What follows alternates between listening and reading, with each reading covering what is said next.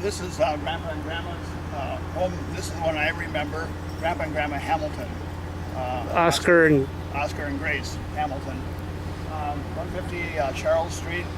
And the one thing that was nice there, Granville School was just a few doors down. And so if it was lousy weather, I'd just go from school and stop here. And if Mom and Dad were going to be out of town or something like that, which wasn't very frequently actually, but then I would just stay here with Grandpa and Grandma. And normally I would sleep upstairs. They had several rooms up there, and it was nice. And unless a person knew exactly, I remembered 150, but otherwise you go right past it and don't remember. But as I mentioned, Rick, I'd like to go over onto James Street and see the last house that Grandpa and my dad, built. So go ahead, Lisa, because you remember maybe more about this than I do. Okay, I remember she had. Whose place is this? Oh, this is Oscar, my grandpa and Grandma Hamilton's house after they moved off of Charles Street. I don't. The house we were just at. I didn't remember about who built it. I didn't know that Grandpa and Dad had built the house. They did a good share of the building. Okay. Yeah. But I do remember inside, we'd go for a meal, and Grandma would fix mashed sweet potatoes with marshmallows on top. She'd stick under the broiler. She would, there would be, I can remember eating at this house a fruit salad made of grapes and maybe apples and marshmallows probably cut up before they'd invented miniature marshmallows, and probably some kind of nut meats and lots of whipped cream. Walnuts, chopped up walnuts. Okay, walnuts and whipped cream. And so I remember a vegetable and a salad. The grapes were sliced lengthwise. And that's about all I remember. Then I remember candy dishes. And I remember the candy was those things that you can get in old-fashioned candy stores. They were pink or white discs the size of a nickel, and they were half an inch thick. Oh, you mean like a mint type thing? A mint. Yep. And they had those in dishes around. And they had these flowers. What are those flowers that everyone has? I used to have them too, but it'll come to me later. But they're viney things. And she had she had these viney plants everywhere, all over. I remember this side of the house. Not morning glories or. Oh no. It was something that stayed year round. Outside though. Inside. Inside. Oh. Yeah. She had lots of plants. I don't remember the main dish, like meat, maybe mashed potatoes.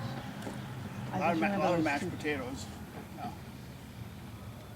But I kind of remember where the table was and where we sat. It was all on this side of the house. Yeah. The table was in Sam's case, it was kind of right where the outcropping is. Yeah. Starts with a C. That flower starts with a C. Okay, it'll come later on. That's all I remember. I don't remember ever staying here, but just going here for a meal every once in a while. I don't know whether the lilies and the cider lilies, I think those are the smaller ones. We had those at home. They were over at Grandpa and Grandma's also, and the other ones were there too. Mm-hmm. I remember that. Mm-hmm. That's all I remember. So, anyhow.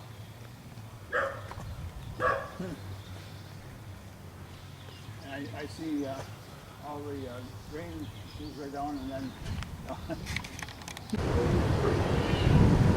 Wow planted that tree. That was an itty bitty tree when I was here years and years ago, eons ago.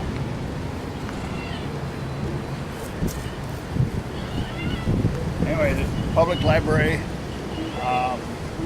This is where I first got interested in books at that time, and especially with Mike Mulligan and his steam shovel, which I have read to many other children, our own relatives in school.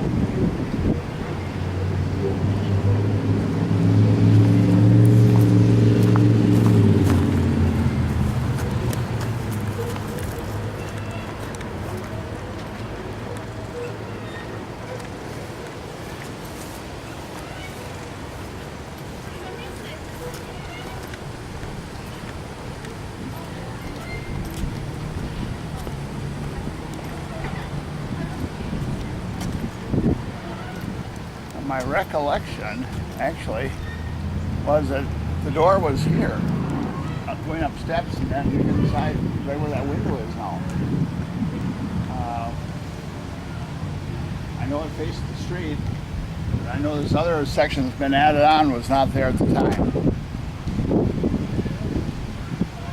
But the main one that I always went to was the kids library, which is in the bottom floor, or it was at that time.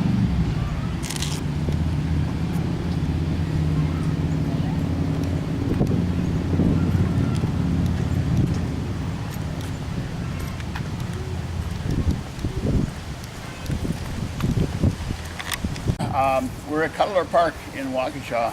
This was the main library, the only library I should say at the time, and we have a new addition that's been put in since I was here. I started to walk around the back of the building here because that was a favorite place for boys and girls to meet sometimes. So, but it's a beautiful building.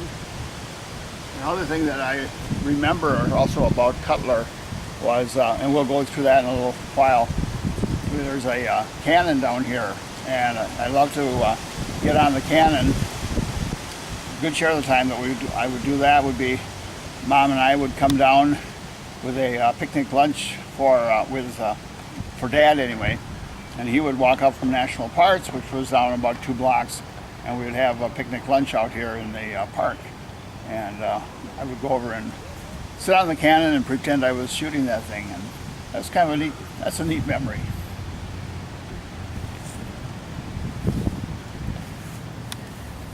You said you thought it was open, maybe?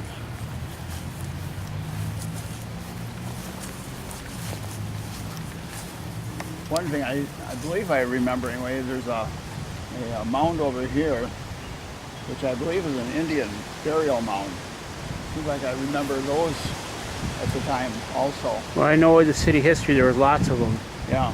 And they all got taken away for when they built up buildings. Yeah.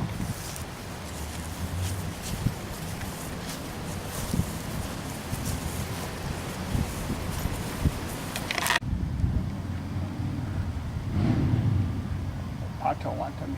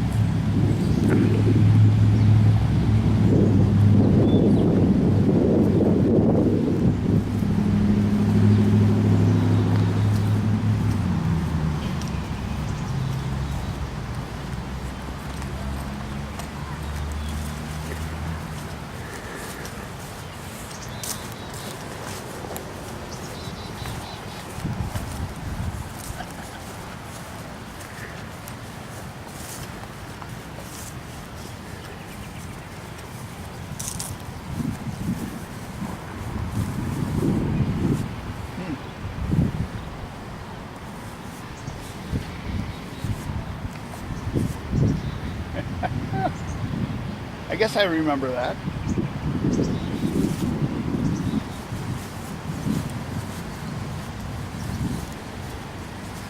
And was first used in the presidential campaign of 1860.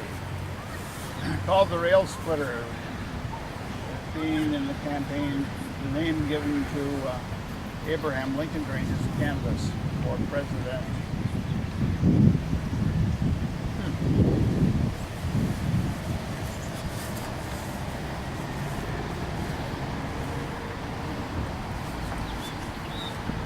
A boomer.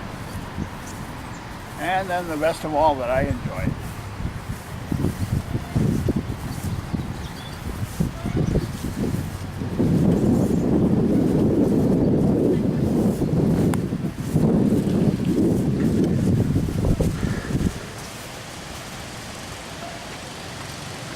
The playground was not here at the time. I'm not sure when that was put in, so that's new. But normally, Mom and I and my mother and myself and Dad, I don't remember Bill or Ann, involved, but maybe they were. Anyway, we'd have picnic benches right in this area, so I would be close to the cannon.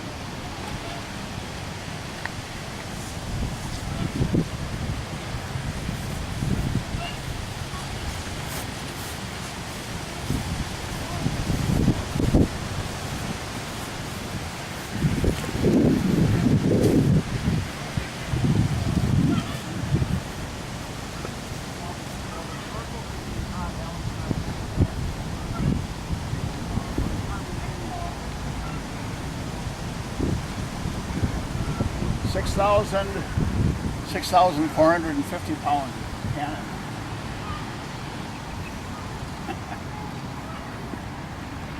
You don't think you're going to try to climb up on it today? I had no problem back in the day. 70 years ago. Yeah, getting up on this thing. That was fun. You wouldn't believe how many things I shot from here. I suppose started with Japs and Germans. Well, and old-time cars sometimes if I didn't like the car. So yeah, this was good. I'm thinking this must have been possibly on wheels or something like that, because there's a hitch back here which I don't remember, but it's from here. And then there's two brackets here also. Now on the front there's what used to be a limber there too on the front. So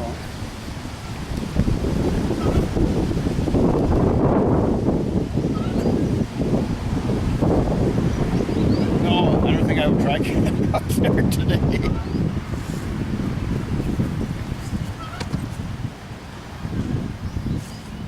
Oh yes.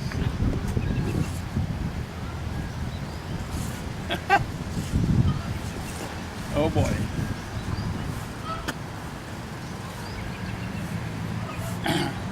Well, I hope in many years from now I'll be able to come down and see this again.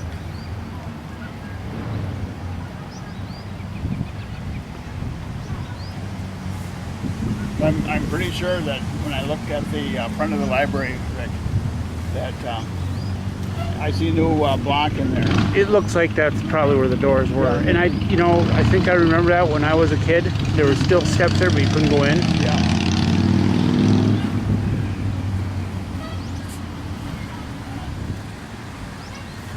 Yep. Okay. The old National Parts store was about 2 blocks down. It was directly across from our church. And when we went by there today, it's I think First Federal, or it's a savings and loan building now that's been put in that location. From there, they moved over to this building right here, which is still the original, or the same building, same doors. Still an auto parts store. And still an auto parts store, bumper to bumper now. At the time it was National Parts, and a big distributor of automotive parts and machine work and so forth in the Duluth area and the region. It's also one where I worked several times doing counter work in here and doing parts running, various communities right in the neighborhood. And on the side of the building there are some shuttered up windows, it looks like, and that's where Dad had his office. He was I think it was the second one down from that door, if I remember right, the boarded up door. it could very well be. And anyway, he was the person that took care of all of the payroll. He took care of the invoicing, anything to do with that. And it was one area that I learned, I suppose, some of the love I had as far as inventory and so forth. And I would help him on the invoicing. We had at the time an invoicing machine where you simply cranked the handle. You had to set the keys to the right thing and then crank the handle, and it would print out the correct invoice for customers and statements and so forth. But at the time I did a lot of running of parts and other things like that. When we moved, I took care of moving the parts from the old store over to here, or helped on that. including the belts and all of the parts that go into the, well, we'll call them grandpa cars now. But yeah, that is the only thing I see on the outside is it has been painted and they've got lights up on top. Other than that, I don't remember if the awning was on there and it said National Parks or not. I don't think so. No, there's a painted sign. It says help wanted. Maybe I should go in and find out. We're next to the Sioux Line Railroad right now, and to the west you can see the top of First Methodist Church, the steeple there, and again directly across the street from there was the old National Park store.